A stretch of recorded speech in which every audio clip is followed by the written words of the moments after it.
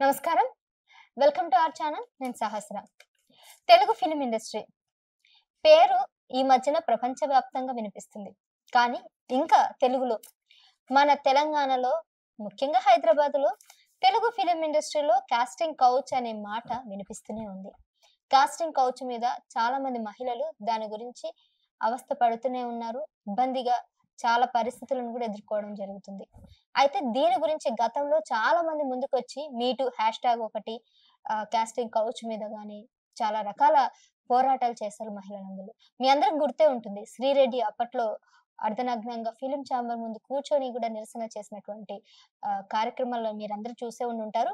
So, ఆ పెద్ద ఎత్తున అప్పుడు కొంతమంది ముందుకొచ్చినా గాని తర్వాత కొన్ని కారణాల వల్ల ఆ పోరాటం ఆగాల్సొచ్చింది. కానీ దాన్ని బేస్ చేసుకొని చాలా మంది వుమెన్ జర్నలిస్ట్‌లు, తెలుగు ఫిల్మ్ ఇండస్ట్రీకి సంబంధించిన పెద్ద పెద్ద వాళ్ళందరూ పేర్లు ప్రస్తావించను. కానీ వాళ్ళంతా గూడా హైకోర్ట్‌కి ఒక కమిషన్, ఒక పిల్ వేయడం జరిగింది.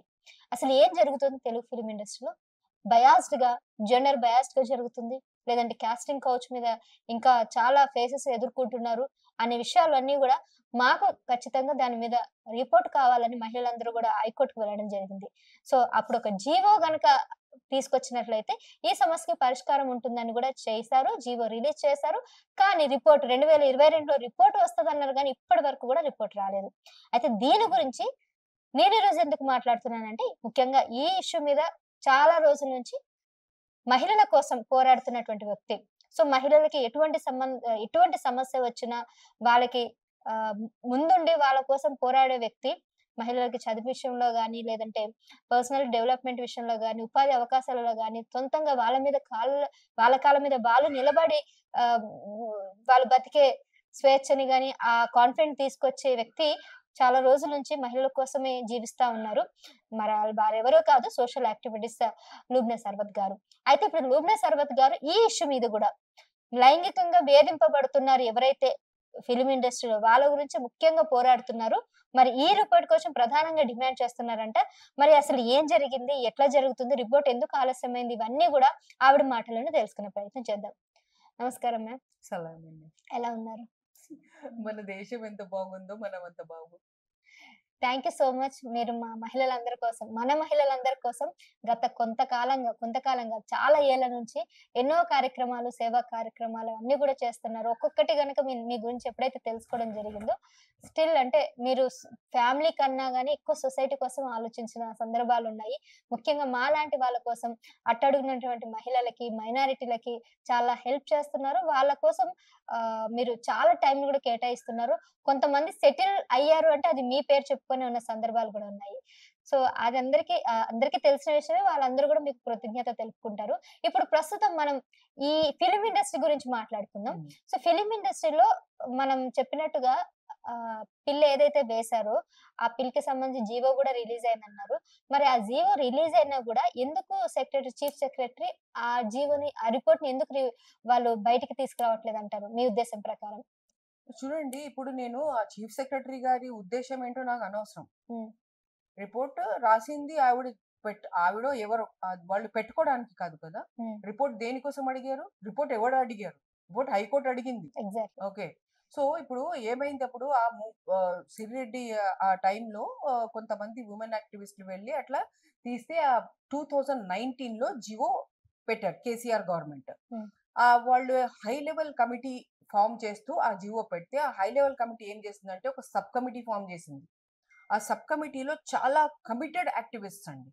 నిజంగా కమిటెడ్ యాక్టివిస్ట్‌లు అందరూ ఉన్నారు. అందులో పెటిషనర్స్ కూడా ఉన్నారు. హ్మ్. ఎవరైతే హైకోర్ట్‌కెళ్లారో వాళ్ళు కూడా ఉన్నారు అందులో. సో, అది ఒక చిన్న కమిటీ కూడా కాదు. It is around 20 members.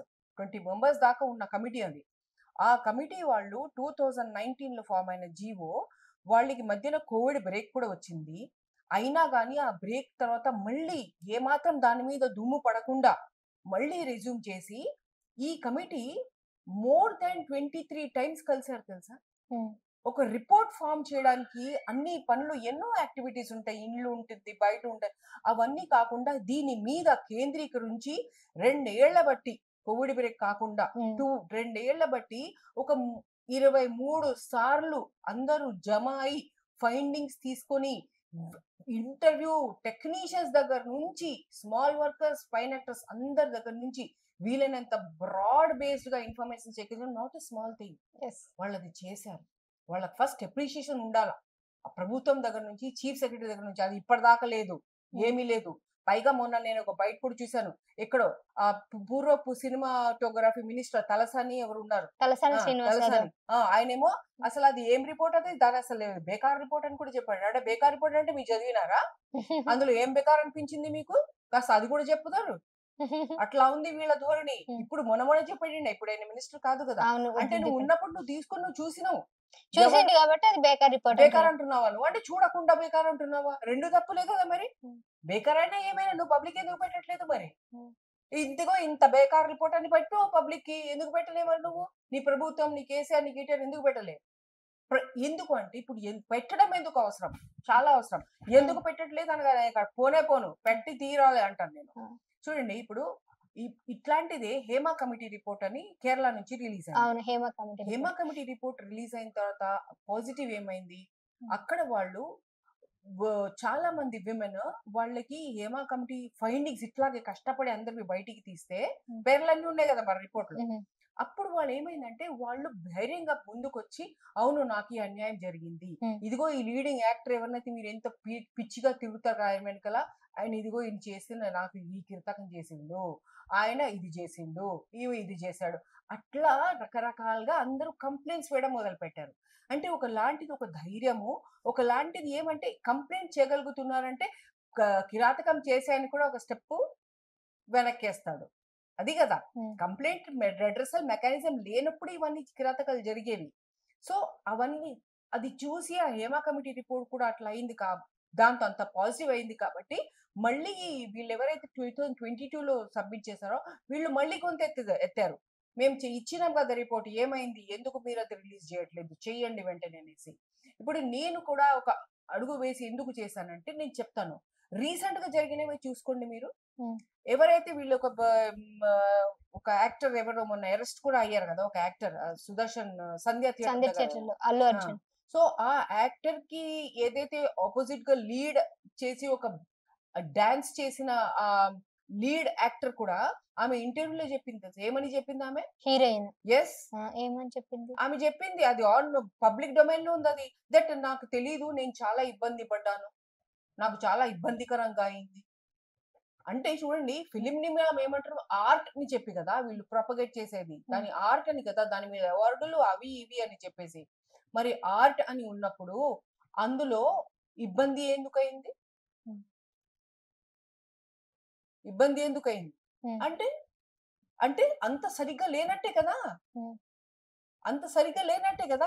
ఆమె చెప్పిన దాని ప్రకారం ఆమెనే చెప్పేస్తుంటే నాకు ఇబ్బంది అయింది, నేను అసలు నాకు ఐ ఫెల్ట్ బ్యాడ్, ఇంకా ఏమన్నది, ఇంకా ఎక్కువ అన్నది ఆమె, అసలు నేను అది అంటే నాకు ఎలాగో ఉంది, ఇట్లాంటివన్నీ చెప్పిందండి ఆమె ఇంటర్వ్యూలో.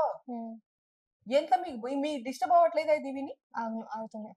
అంటే ఆవిడ ఇష్టానుసారంగా కాకుండా క్యారెక్టర్ డిమాండ్ చేశారు కాబట్టి వాళ్ళు చేపించుకున్నారు, అందుకే ఇష్టం లేకుండా చేసిందని మీరు అంటుంది. చూడండి నేను ఆవిడ ఆ యాక్టర్ చెప్పిన దాని వెనకాల నేను పోను, నాకు అనవసరం. ఆమె చెప్పింది మనం తీసుకోవాలా, ఫేస్ వాల్యూ మీద తీసుకోవాలా. ఒక యాక్టర్ యాక్ట్ చేసిన తర్వాత రిలీజ్ అయిపోయి దాన్ని ఎగబడి చూస్తున్నప్పుడు కూడా ఆమె నాకు ఇబ్బంది అయింది అని చెప్పేస్తుంటే అందులో ఉంది కదా అంతా.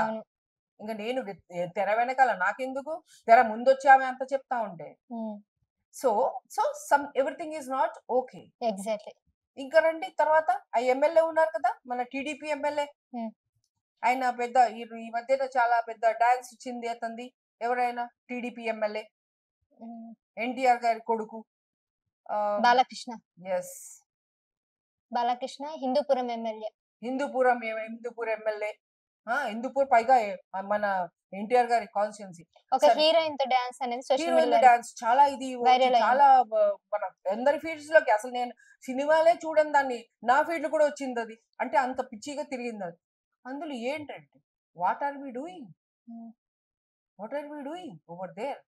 పైగా ఆ డైరెక్టర్స్ ప్రొడ్యూసర్స్ వచ్చి ఒక పాయింట్ ఏమన్నారు తెలుసా, వాళ్ళు ప్రెస్ వాళ్ళని డైరెక్ట్ గా అడిగింది, అసలు ఏంటండి ఆ కొట్టడం ఏంటి, ఆ కొట్టించుకోవడం అదంతా ఏంటి ఏంటి అసలు అసలు అని అవసరం లేదు. అడిగితే ఆయన ఏమన్నాడు తెలుసా? ఇది కూడా నా ఫీల్డ్ లోకి వచ్చేసింది. ఏమన్నాడు తెలుసా ఆయన? ఏమన్నాడు? ఆ డైరెక్టర్ ప్రొడ్యూసర్ ఎవరో మరి, ఆయన ఏమన్నాడు, ఇద్దరు ముగ్గురిని మేము చేసాము ఇంటర్వ్యూ, వాళ్ళు కొట్టించుకోమన్నారు, ఇవి కొట్టించుకుంటా అన్నది, మీకు తీసుకున్నా. మీకేమైంది? ఇది ఆర్టా? ఆ, ఇప్పుడు ప్రాబ్లం అక్కడ ఏమొస్తుంది చూడండి మీరు. ఆ, ఇప్పుడు మన యూత్ ఏం చేస్తారు, వీళ్ళ స్టెప్సే కదా వీళ్ళు అన్ని చేస్తా ఉంది ఇప్పుడు. ఉమ్, యూత్ తర్వాత రీల్స్ అన్ని ఏంటి, వీళ్ళ డాన్సులే కదా. ఆ పెళ్లిల్లో ఫంక్షన్స్ లో ఈ రీల్స్ చేస్తున్నప్పుడు ఇప్పుడు కాలేజ్ లో కూడా ఎంటర్ అయిపోయేది డాన్సులన్నీ, అవును. ఫిలిం డాన్సులు. ఇప్పుడు యూత్ అదే డాన్స్ ఈ ఎమ్మెల్యే, ఈ టీడీపీ ఎమ్మెల్యే చేసిన డాన్స్ ఆమె మీద కుట్టించుకున్న ఆమె మీద అదే చేయాలా ఇప్పుడు వాళ్ళు స్టేజ్ మీద? ఇప్పుడు అది భరించాలా మేము? అంటే ఇవన్నీ మా మీద తోస్తున్నారు మీరు. బలవంతంగా ప్రభావం Yes. చూపిస్తున్నాయి. ప్రభావం చూపిస్తున్నాయి ఇవి. ఉమ్, వాళ్ళు ఆ డాన్స్ ఆ సాంగ్ చేస్తున్నప్పుడు ఇప్పుడు ఆ అమ్మాయిలు కొట్టించుకుంటారు, ఈయన కొడతాడా ఇప్పుడు? అది కాకుండా ఈయన దాన్ని అరే ఏదో సినిమాలో చేసిందని కానీ వదలట్లేదు, ఈయనే చేస్తున్నాడు మళ్ళీ ఈవెంట్ లో. మరి లాంచో మరి ఏంటో తెలియదు నాకు, ముందు వెనకాలంతా కొట్టేస్తా ఉన్నాడు. అవును. ఒక ఫంక్షన్ లో, ప్రైవేట్ ఫంక్షన్ లో, ఎక్కడ తెలీదు. సినిమాలో సాంగ్ లో చేశారు, ఆ, మళ్ళీ అదే సాంగ్ అదే ప్రైవేట్ సాంగ్ ఫంక్షన్ బయట కూడా బయట చేస్తున్నారు. కూడా చేస్తున్నారు. అంటే మనం ఏంటి ఇప్పుడు, ఏ అక్కడ ఏ డైరెక్టర్ చెప్పాడండి మీకు? అక్కడ ప్రొడ్యూసర్ చెప్పాడా, డైరెక్టర్ చెప్పలేదు, చెప్పాడా? ఓన్ గా చేసుకున్నారు. హోంగో చేసేసుకుంటున్నారు మీరు. What is the message? నాకు కావాలి, మీ మెసేజ్ చెప్పండి నాకు. ఉమ్, ఏమనుకుంటున్నారు మీరు? అసలు మీరు ఏం చేస్తే చెల్లుతుంది అనుకుంటున్నారా? మనకు ఒక ఇప్పుడు స్టాండర్డ్స్ అంటూ లేవా?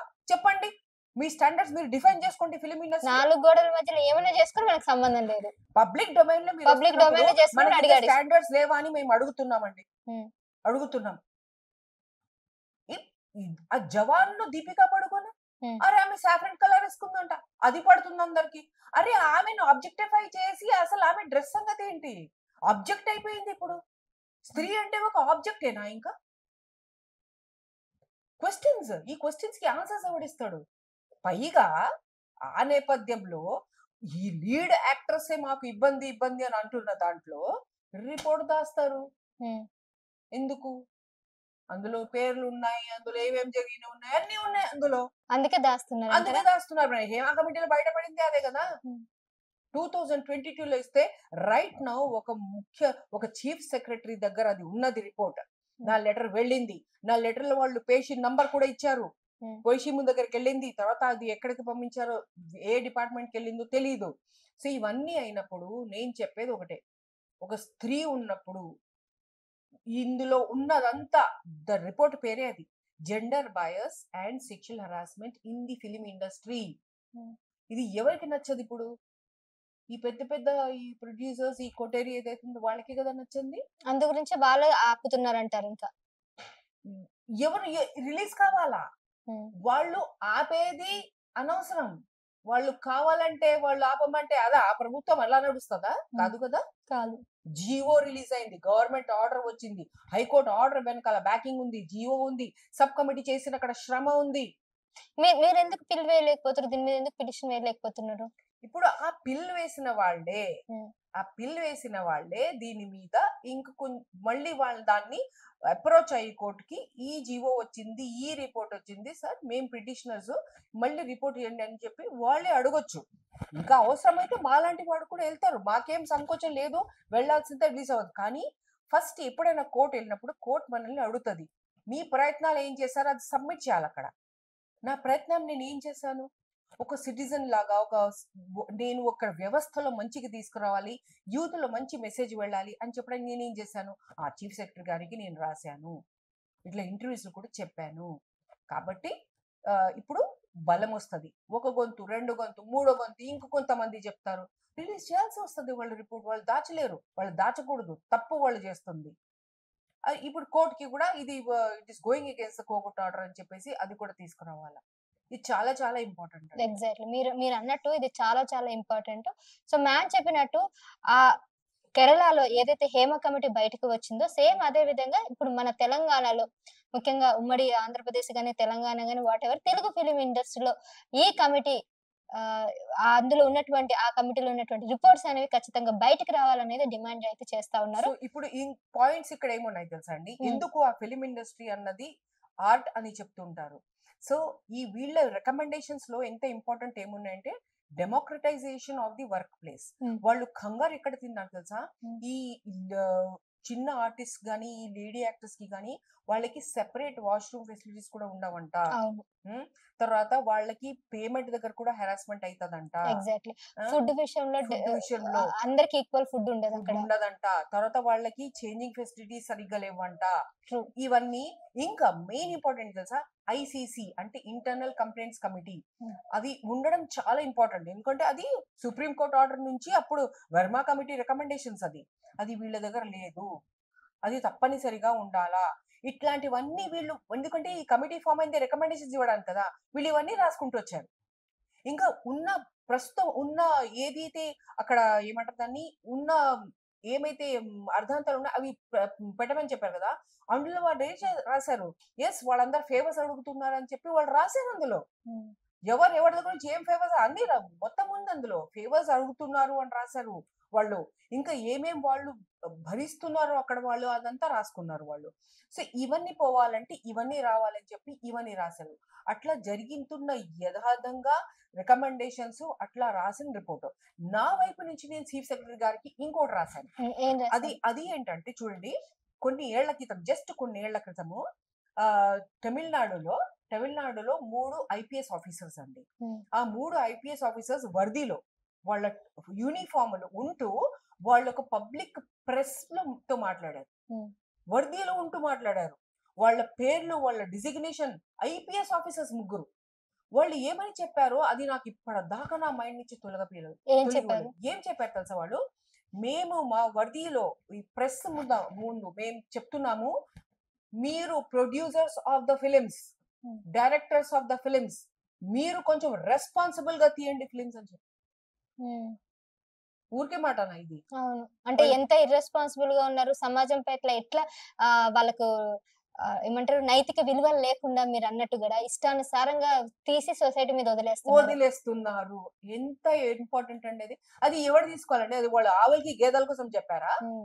ఉన్న మినిస్ట్రీస్ తీసుకోవాలా, సెంట్రల్ మినిస్ట్రీ దగ్గర నుంచి స్టేట్ మినిస్టర్స్ దాకా, ప్రొడ్యూసర్స్ వినాలి, ప్రొడ్యూసర్స్ అసోసియేషన్ ఉంది, ఫిలిం ఇండస్ట్రీ అసోసియేషన్ ఉంది. వీళ్ళు కాదా ఇది తీసుకోవాల్సింది? వీళ్ళది పరిగణనలోకి తీసుకోవద్దా? ఇంత సెన్సిబుల్ గా ముగ్గురు ఐపీఎస్ ఆఫీసర్స్ వర్దీలో మాట్లాడుతున్నారు, యూనిఫామ్ లో మాట్లాడారు. ఇదంతా రెస్పాన్సిబుల్ గా తీయండి, మేం ఫేస్ చేస్తున్నాం ఇక్కడ. ఆ జరుగుతున్న అత్యాచారం చేస్తున్న వాళ్ళ మీద, వాళ్ళు విక్టిమ్స్ అయిన వాళ్ళందరితో మేము మాట్లాడుతుంది, మనం తెలుసుకుంటున్నాం ఏం కారణాలని, మేము మీకు చెప్తున్నాము రెస్పాన్సిబిలిటీతో ఫిలిమ్స్ చేసి. ఇంకోటి నా మైండ్ నుంచి దిగంది ఏంటి తెలుసా, హ్మ్. తమ్మారెడ్డి భరద్వాజ్ గారు హ్మ్. ప్రొడ్యూసర్ ఫిలిం ఇండస్ట్రీకి ఆయన ప్రెసిడెంట్ ఏదో ఉండే ఆ హ్మ్. యూనియన్స్ కి. హ్మ్. ఓకే. ఇక్కడ ఇంకొకటి యథార్థం ఏంటంటే వీళ్ళు రాసిన దాంట్లో, ఈ కమిటీ రాసిన దాంట్లో యూనియన్స్ లో కూడా సరి అయిన ఏదో యూనియన్స్ ఉంటే అందులో ఉమెన్ రిప్రజెంటేటివ్స్ ఉండాలంట. హ్మ్. ఆ జెండర్ రేషియో సరిగ్గా మెయింటైన్ చేయట్లేదు వాళ్ళు. హ్మ్. ఓకే. హ్మ్. అవి ఉండడం చాలా ఇంపార్టెంట్ కదా. హ్మ్. అయితే అప్పుడు ఆయన ఒక ప్రింట్ మీడియాలో ఒక ఇంటర్వ్యూ అయింది, ఒక తెలుగు దాంట్లోనే కొన్నేళ్ల క్రితం. సో మేబీ 10 years కూడా అయి ఉండొచ్చు. అందులో ఆయన ఏమని రాశారు తెలుసా, మేము చిత్రంలో ఏంటి భయ్ మాకు తెలీదా, వాళ్ళు హాల్ నుంచి వదిలి వెళ్ళిపోతున్నప్పుడు వాళ్ళకి ఏం గుర్తుంటాయో మాకు తెలీదా, హ్మ్. మేము కావాలని ఏదో ఒక సోషల్ ఒక మోరల్ పెడతాం, ఉండేది ఎన్ని పాటలు ఎన్ని ఐటమ్స్ ఎన్ని ఎన్ని కమర్షియల్ ఎలిమెంట్స్ అవన్నీ. అవన్నీ మేము అది ఉంటాయి, హ్మ్. కావాలని చిన్నది ఒకటి పెడతాం. బయటికి నడుస్తున్నప్పుడు ఆయన గుర్తు పెట్టుకునేది ఆ చిన్న మోరలా ఊరికి మేము తీసుకొచ్చింది, లేకపోతే సాంగ్ లోని సెన్షువలైజేషన్ అని మాకు తెలీదా అని చెప్పి ఆయన ఓపెన్ గా ప్రింట్ మీడియాలో రాస్తేను. ఇదండి ఫిలిం ఇండస్ట్రీ. ఎందుకు వీళ్ళు ఇరెస్పాన్సిబుల్ గా ఉండాలా ఐపీఎస్ ఆఫీసర్స్ చెప్పినట్టు? ఎందుకు ఉండాలంటే మీరు మీ పొజిషన్ నుంచి చాలా ఇన్ఫ్లుయెన్స్ చేయగలరు.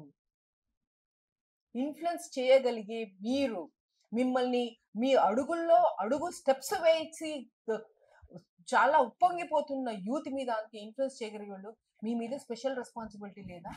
మీరు క్యారెక్టర్స్ ఎట్లా వేస్తున్నారు అది కూడా ఇంపార్టెంట్. ఎవరి క్యారెక్టర్ వేస్తున్నారు?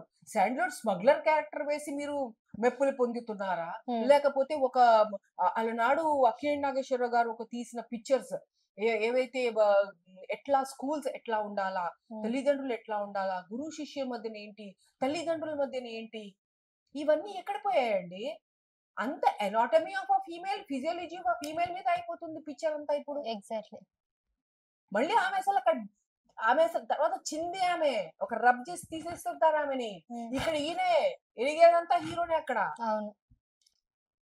ఏంటండి అది? మీరు నేను ఓపెన్ గా చెప్తున్నానండి, we have to understand the ratio of the clothing. నేను చాలా క్లియర్ గా చెప్తున్నాను, దాని మీరు ఏమైనా అనుకోండి. Ratio of the clothing on a women's body and a man's body in a song. నా ప్రశ్న మీకు క్లియర్ గా ఉంది కదా? ఇంకా మళ్ళీ చెప్పాలా? మళ్ళీ ఒకసారి చెప్పండి. చూడండి, రేషియో, ప్రపోర్షన్, అమౌంట్ అనండి, లేకపోతే క్లోదింగ్ అంటే మన దుస్తులు వేసుకుని ఒకటే సాంగ్ సీక్వెన్స్ తీసుకోండి. ఇప్పుడు నేను తీసిన పేర్ల సాంగ్స్ తీసుకోండి, ఆయన ఎంత క్లోదింగ్ మీద ఉన్నాడు, ఈమె ఎంత క్లోదింగ్ వేసుకుంది, ఎంత ప్రపోర్షన్. ఆయన 100% ఉంటది, ఈమె 50%. 50% ఎక్కువ అన్నారు మీరు. ఇంకా కొన్ని దగ్గర 20-30% చూసే ప్రపోర్షన్ మీరు డిటర్మిన్ చేసుకోండి మీరు. అవును అవును, అన్ని సాంగ్స్ లో డ్యూయట్ లో కూడా ఐటెం సాంగ్ లాగా ఉంటున్నాయి. ఇది మీరే చెప్పేస్తున్నారు ఇప్పుడు, ఒక యూత్ మీరు చూడండి. డ్యూయట్ లాగా లేవు ఏవి సాంగ్స్ కూడా. అదే అండి, ఇది ఎందుకు ఇంపార్టెంట్ తెలుసా? మారుమూలాల ఎక్కడంటే చిన్న పాప మీద కూడా అఘాయిత్యాలు, 8 years మీద కూడా అఘాయిత్యము. ఆ స్త్రీని ఫస్ట్ ఆమెకు స్త్రీ అని లేదు ఏమి, అందరినీ ఒక ఒక వేరే రకంగా చూడగలగడము, ఇవన్నీ ఎట్లా వస్తున్నాయి? ఎందుకంటే ఇవి కామన్ అయిపోయినాయి. ఇది ఎఫెక్ట్ ఎక్కడైంది? ఫిలిమ్స్ మూలాన అయింది. ఇది నిజంగా ప్రజల మీద, సమాజం మీద చాలా ప్రభావం చూపిస్తుంది, చాలా ప్రభావం చూపిస్తా ఉన్నది ఇప్పుడు వీళ్ళ మూలాన. అవును. అట్లాంటి ఇండస్ట్రీ మీద ఇంత కష్టపడి లేడీస్ ఒక రిపోర్ట్ తీసుకొస్తే అంత అది రానియకుండా ఆపేస్తున్నారు. అది రానియకుండా ఎవరు ఆపుతున్నారా మనకు అనవసరం, ఎందుకు ఆపుతున్నారా మనకు అవసరం. అది హైకోర్టు చెప్పింది, గవర్నమెంట్ ఆర్డర్ వచ్చింది, high power committee, sub committee, ఆ సబ్ కమిటీ ఇది తీసుకోవాలి. నాకు ఒక పేరు ఇక్కడ మేము చెప్పాలంటే ఝాన్సీ అన్న పేరు, నందిని రెడ్డి అన్న పేరు. ఎందుకంటే ఎవరైతే ఈ కమిటీ మెంబర్స్ ఉన్నారో వాళ్ళు పబ్లిక్ డొమైన్ లో పెట్టారు ఈ పేర్లు. వాళ్ళు చెప్పారు మాతో ఎవ్వడు కోఆపరేట్ చేయలేదు, మాతో కోఆపరేట్ చేసిన వాళ్ళ మేము తప్పకుండా ఝాన్సీ పేరు తీస్తామని వాళ్ళు చెప్పింది. నాకు ఇప్పుడు ఝాన్సీ అన్నట్టు ఆవిడ కోఆపరేట్ చేయట్లేదా? చేశారు. వీళ్ళు ఎవడు వీళ్ళతో కోఆపరేట్ చేయలేదంట. వీళ్ళలో కోఆపరేట్ చేసిన వాళ్ళలో పేర్లు ఝాన్సీ గారి పేరు ఉంది, ఆవిడ పేరుంది, దాని తర్వాత పేరు కూడా వచ్చినట్టుంది. సో వీళ్ళంట కమిటీ, ఎందుకంటే వీళ్ళు పిలిస్తే మెంబర్స్ వాళ్ళు వీళ్ళు కమిటీ వాళ్ళు పిలిస్తే రావడం, తర్వాత ఇన్ఫర్మేషన్ ఇవ్వడం, అది చేస్తే కదండి రిపోర్ట్ లో రాసేది. అట్లా ఆవిడ కోఆపరేట్ చేశారని ప్రతి ఇంటర్వ్యూలో వాళ్ళు చెప్పడం జరిగింది. రైట్, మీరు అనేది కూడా నిజమే. దాని గురించి ఇంకా పూర్తి మనకి డీటెయిల్స్ అన్ని కూడా తెలియాల్సి ఉంది, ఇంకా అసలు ఎవరు ఏం చేస్తున్నారు అనేది కూడా. సో బట్ యాక్చువల్లీ మ్యామ్ చెప్పినట్టు కూడా ఫస్ట్ ఆ రిపోర్ట్ ఎవరు ఆపుతున్నారు, ఎందుకు ఆపుతున్నారు అనవసరం. హైకోర్టు ఆర్డర్ ఇచ్చింది, ప్రభుత్వం దాని గురించి ఖచ్చితంగా ఆర్డర్ బయటికి పంపించాలి రిపోర్ట్ అని అడుగుతుంది కాబట్టి. ఒక ఆర్టిస్ట్ ఉన్నారండి, ఒక ఆర్టిస్ట్, ఆ రోజు నేను ఫోన్ చేసినప్పుడు కూడా నేను సెట్ లో ఉన్నానని చెప్పారనమాట ఆమె. సో ఆమె నాకు చెప్పారు, ఇది మేము ఆర్టిస్టులు మాకు ఎంత ప్రాబ్లం అవుతూ ఉందంటే, వేరే బెంగళూరు ఆర్టిస్టులు కూడా ఇక్కడ రావడం వల్ల కూడా ప్రాబ్లం అవుతుందంట. అసలు వీళ్ళకి గ్రౌండ్ లెవెల్లో ఇవన్నీ ప్రాబ్లమ్స్ ఉన్నాయి చూడండి. ఇంకొకటి ఏమంటే వీళ్ళు వేరే వృత్తిలోకి పోనీ ఇక్కడ అరే టాలెంట్ గల ఆర్టిస్ట్ అంతా ఇప్పుడు ఇడ్లీ అమ్ముకుంటున్నారంట. అవును.